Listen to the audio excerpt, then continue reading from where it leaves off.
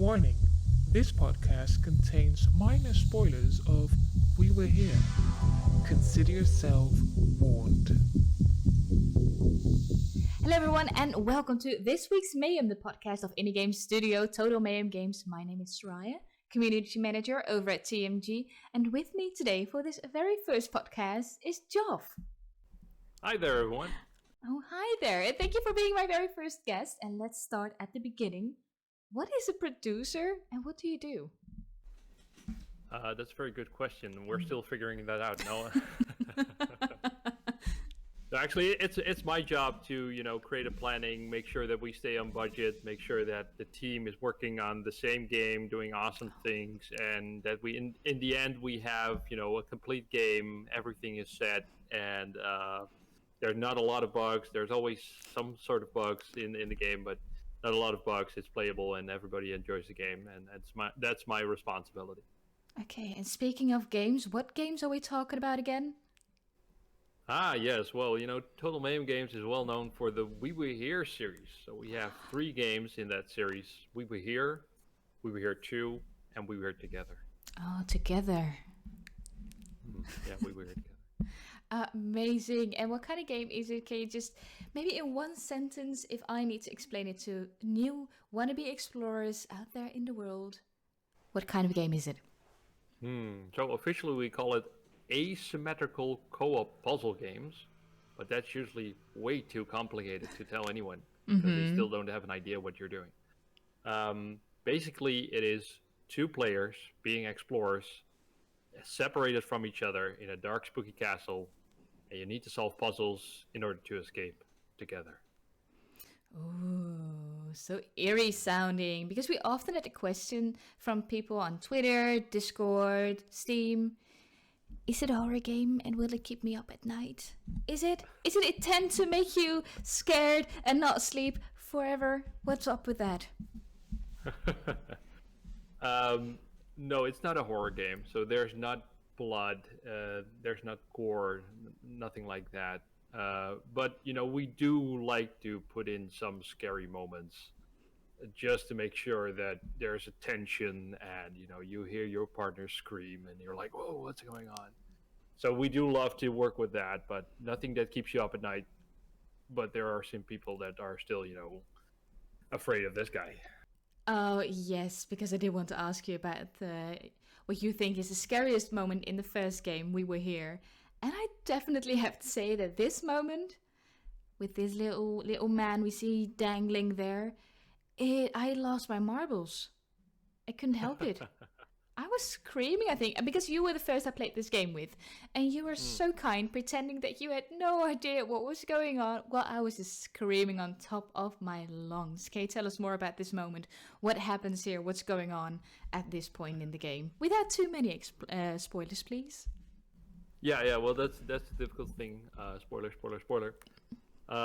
But yeah. In the first game, we have a really cool scenery, what we call the theater puzzle, and then you need to solve the puzzle, making some sort of play. And while you're doing the puzzle, and one of the 2 explorers is in the theater, and there's this guy creeping up in him, and every time you look at him, he's not moving, but every time you look at something else and look back, he moved. And you're like, what happened? And that's one of the most enjoyable parts, even to watch, as a developer, see people that play that. It's really enjoyable. Absolutely. And I think intentionally you made me the explorer that's out there with that guy, because the other person doesn't really know what's up. And the second time when I played it, I was the other person that just helping the person on stage. And I loved that moment, just hearing my partner scream. It made me happy for some reason. I was like, yeah, sure, you suffer. You suffer. Especially when you've gone through the suffering on yourself, then it is okay. You're gonna feel this. You're gonna feel this. Yes, absolutely. And just waiting for that moment. Absolutely. I think that is one of the greatest things. It's like a secondary enjoyment, if you will, once you played the game and then you see a streamer or maybe some of your friends play the game, like, oh yes, you'll be scared. Yeah, you can imagine that also for us as a development team, we are working with these scare moments, and we try and hope for the fact that they are in the right place and that people notices them and they react as we intend them to react. And then we release the game, and then we watch all these Twitch streams and YouTube and whatever. And it's like, okay, are they going to be scared? Are they going to be scared? He's yelling. Yes, it worked. That's really a satisfaction level for us. So despite it not being horror, there still are some spooky elements, if you will. There are some spooky elements, yes. Speaking of the team, can you tell us how big this team is at the moment and how small it was at the beginning, and maybe also how long did it take to make the first game? Very good question. Well, we started out with 15 people. Then we made the first game, and that was in like 16 weeks. So that was, really insane to make a game in such a short time. Then the team scaled down to 6 people to really start making the next game. We were 2. And then we had some help, of course. And that took a lot longer because we wanted to make, everything over the top. It needed to be longer, it needed to be cooler, it needed to be more visually impressive. And now we have a studio with 22 people on board. And we still face the same difficulties. Always wanted to make it, longer, cooler, more graphically intense. So, but yeah, real proud of the team that we were able to make these games, that people really love the games. We are still, flabbergasted about the fact that people are so enthusiastic about the game, and that the things that we put in there, that they are really well received. We really love that. Absolutely, I agree. And it's a big team already, especially if you're speaking in indie gaming themes. It's a good big team, and I'm very proud to be part of that. Just want to put it out there. And if we go back to the game, there are so many questions about the story. And during this podcast series, we do want to talk about all the 3 of the games and just development and everything that's all related to it. But let's just go back to that very first game again. We Were Here. Can you give us just a hint what it's about? Maybe just a bit of story again without any spoilers, or just the beginning. What do you enter yourself into when you open this game? Well, you start off as explorers, and you are in a snow blister, and it's a really big storm, and suddenly you find this castle in Antarctica, and it's in the middle of nowhere, and you try to enter it, and you're seeking for shelter, and then you get a bang on the head, and then you wake up and you find out that you're in separate rooms, and you still have your walkie-talkie. You can talk to each other, but you can't see each other. The only way to escape is giving each other clues on how to escape and how to open the door. And there's a presence in this castle. There are multiple presences in this castle, and there's a really dark story behind that, but you don't want to find out. You just want to escape. You want to get out there as soon as possible. And the question is, do you want to escape together, or if you get the choice to actually escape yourself, are you going to escape yourself? Oh, big life questions in this game. Ooh. And speaking of yourself, since you played the game so many times, were you the person that was like, okay, we need to do this together, or were you like, no, I need to be saved and I don't care about you, bye-bye? It depends on who I'm playing with. Sure, I can see that. Sure, yeah. Everyone listening now who get the hint, like, okay, Geoff, bye. Thank you for letting me know that friendship ended there. Great. Because I do think that it's quite challenging for players to make it out alive together in this game, just in real life, because you do have to describe and communicate often. Would you say this game is only for people who master the English language, or how did that cooperate with the development? How did you implement that? Well, we tried to make it available for as many languages and cultures as possible. That's really a thing that we, in the game design team, that's something that stands in the office. Make sure that you don't need any prior knowledge.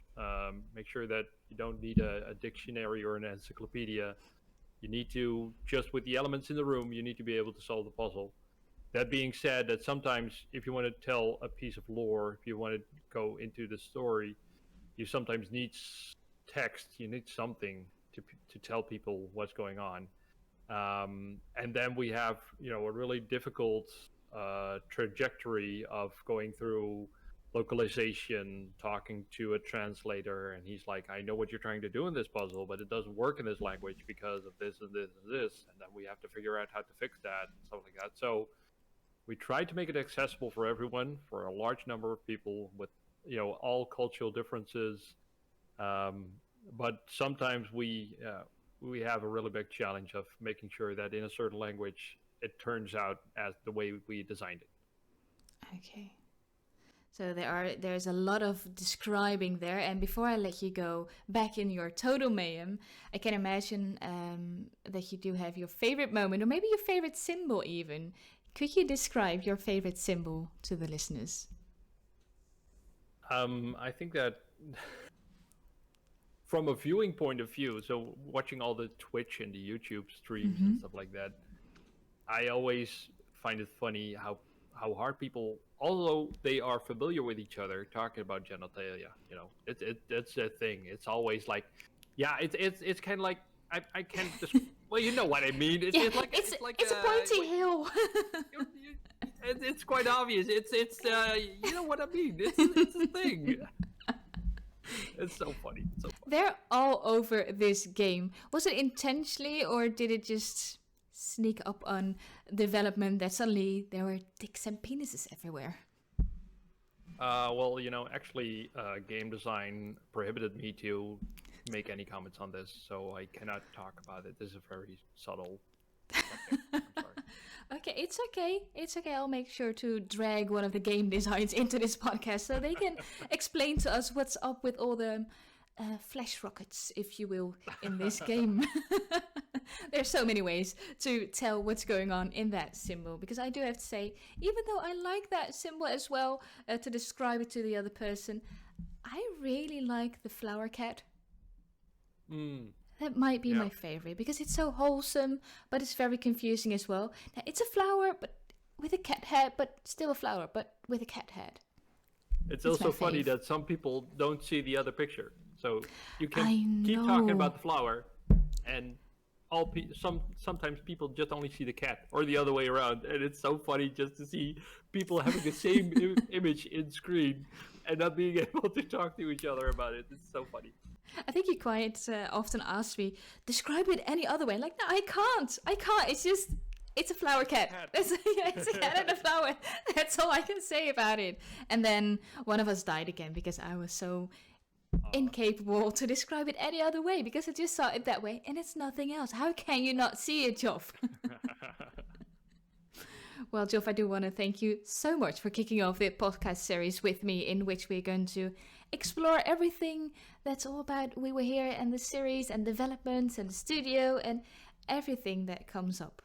So thank you for that. Thank you so much for having me. Thank you, everyone, for listening. It was an honor. Absolutely, and indeed, thank you for our listeners, and for your listening and your support. And stay tuned for more chaos, behind the scenes, lore stories in the next This Week's Mayhem.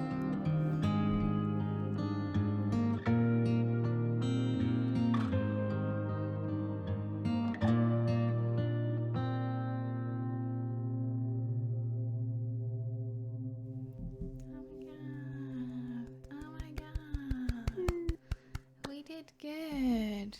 Was it any good? Are you going to fix your hair now, yeah? Yeah, now I'm going to fix my hair. It's over now.